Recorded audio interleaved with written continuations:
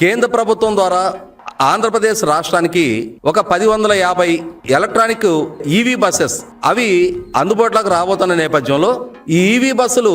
కేంద్ర ప్రభుత్వం ద్వారా దేశంలోని అన్ని రాష్ట్రాలకి ఏ పాలసీ ప్రకారం అయితే అందిస్తూ ఉన్నారో అదే పాలసీ ప్రకారం పబ్లిక్ ప్రైవేట్ పార్ట్నర్షిప్ విధానంలో ఆంధ్రప్రదేశ్ రాష్ట్రానికి కూడా ఆ బస్సులు కేటాయింపు జరిగిన పక్షంలో ఆ పీపీపీ విధానంలో ఎవరైతే బస్సుల తయారీదారులు సప్లైదారులు ఉన్నారో వారే వాటి మెయింటెనెన్స్ ఛార్జింగు వాటికి సంబంధించిన అంటే సిబ్బంది నిర్వహణ కూడా వాళ్లే నిర్వహించుకోవటం అనేది ఆ పాలసీలో ఉన్న భాగంగా ఇవాళ రాష్ట్ర ప్రభుత్వానికి కూడా ఈ కేటాయింపు చేయబడిన 1150 బస్సులు పీపీపీ మోడ్లో రాబోతా ఉన్నాయి. దీన్ని సాగ్గా చూపించి రాష్ట్రంలో ఇప్పటి వరకు సుమారుగా 129 డిపోల్లో 357 బస్ స్టేషన్స్లో 8,800కు పైగా బస్సుల ద్వారా 48,000 మంది ఆర్టీసీ సిబ్బంది పనిచేస్తుంటే అందులో ఇప్పుడు కొత్తగా యాడ్ అవుతున్న 1150 బస్సులను మాత్రమే సాగ్గా చూపిస్తూ ఈ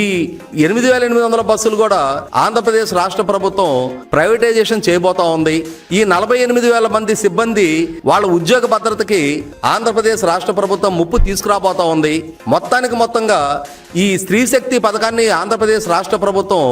ఎన్నికలకు ముందు చేసిన వాగ్దానాన్ని కొన్నాళ్లు మాత్రమే మురిపించి రద్దు చేయబోతుంది అని చెప్పనే ఒక దుష్ప్రచారాన్ని వైసీపీ పార్టీ గత 4-5 రోజులుగా వాళ్ళ సోషల్ మీడియా హ్యాండిల్స్లో విస్తృతంగా ప్రచారం చేస్తా ఉన్నారు.